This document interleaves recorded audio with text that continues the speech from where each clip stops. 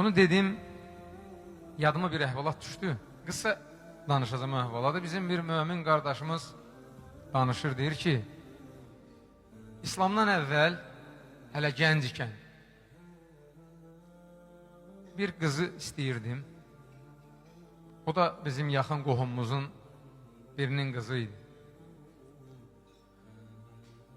Mən İslam'a gəldim.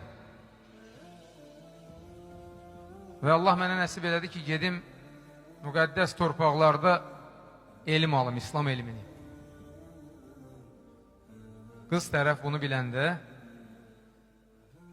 qəzəbləndi. Dedi ki, biz mollaya qız verməyəcəyik. Sən gedən kimi qızı başqasına verəcəyik. Qardaş dedi ki, özünüz bilərsiniz. Mən 8 il sevdiyim qızı, hamıdan çox sevdiyim Rəbbimə görə tərk eləməyə hazıram. Lakin Rəbbimə dua edəcəm ki,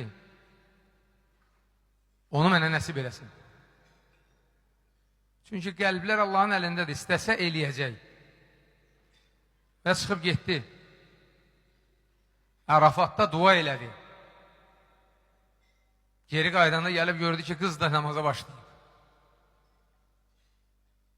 Və axırda da ona nəsib oldu. Budur Allahın gücü. Allaha təvəkkül etsəz, Allah subhanət hələ sizi hər zaman mehriban edəcək. Və sevdiyiniz adamı təkcə həyat yoldaşı yox, qardaşlarınızı, dostlarınızı ancaq Allah rızası üçün sevin.